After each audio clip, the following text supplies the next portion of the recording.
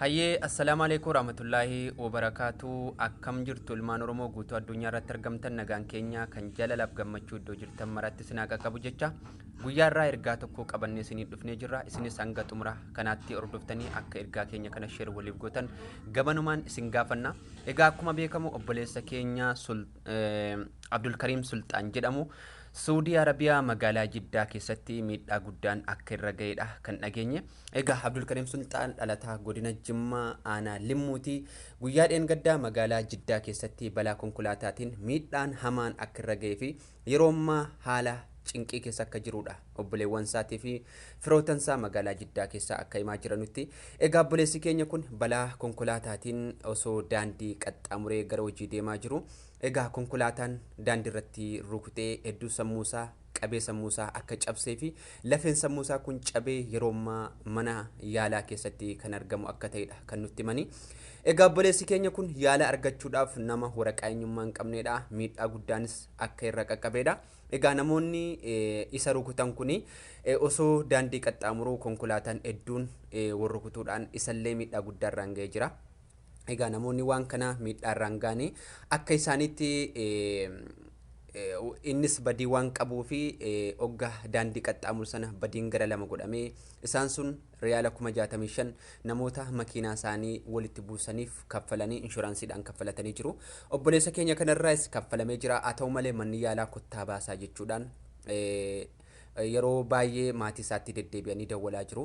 Maatiin isaa immoo baasanii bakka kaanus baay'ee miidhaan guddaa waan irra ga'ee fi haala cinqii keessa akka jiranudha kan himachaa jiranu.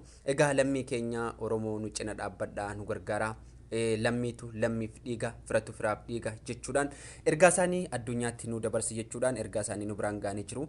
Adaraa lammii koo waan qabdanuun akka cina dhaabbattan. Obboleessi keenya kun qabeensaa sammuusaa waan cabee jiruu fi yaala guddaa fi yaala cimaadha kan isa barbaachisu. Haa ta'u malee mannaa hakimaa kun maallaqa waan barbaadanii fi yeroo atattamaatti akka dhuftanii baastan jechuudhaan obboleewwan keenya firootan isaanii kana cinqaa jiru. Egaa lammii koo viidiyoo kana share waliif gochuudhaan waan qabdaniin akka cina dhaabbattan isiniin jedha. Akkasumas jiraattonni magaalaa Jiddaa keessa jiraattan akka obboleessa keenya kana bira deemtanii isa ilaaltan mucaan kun firoota hedduu as keessaa hin qabu. Egaa kan inni miidhame immoo hedduu akka ta'edha kan himamaa jiramu. Egaa obboleewwan keenya wama qabdanuun cina dhaabbattanii rabbiin biraallee akka jazaatti argattan isiniin jedha. Kunoo haala obboleessi keenya itti daandii irratti rukutamee kunoo viidiyoo kanarraa hubachuu dandeessu. Bifa kanaan osoo daandii qaxxaamuruuti kan inni miidhaan kun isarra ga'e. Egaa viidiyoo fi kaamerooleen mururrii naannoo sana deemanii bifa kanaan kan isaan baasanii jiranu. Egaa obboleewwan keenya obboleessi keenya kun miidhaa guddaa waan irra qaqqabeef gargaarsa atattamaati kan inni barbaadu. Manni yaalaa waan ofirraa baasuu jedhee fi rakkoo guddaa keessa akka jirudha. Egaa obboleessi keenya kun hanga wanaatti of hin barree qabeen sammuusaa waan cabee fi sammuusaa keessaa lafeesaa baasaniiti kan garaasaa keessa opereeshinii godhanii qilleensa akka fudhatuuf godhanii sammuusaa baay'ee miidhaa guddaatu irra qaqqabee jira akkuma argitan kana.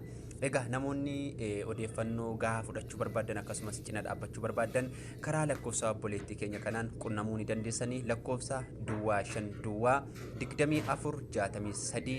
2463 jechuudhaan magaalaa Jiddaa keessa obboleettii keenya kan jiraattu karaa waastaapii akkasumas daayirektiillee argachuu ni dandeessan jechuu barbaada.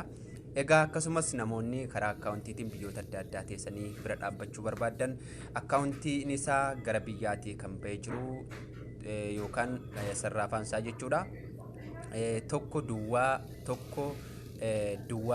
gisee 4 71 duwwaa 3 jechuudhaan akkaawuntii isaati kuni.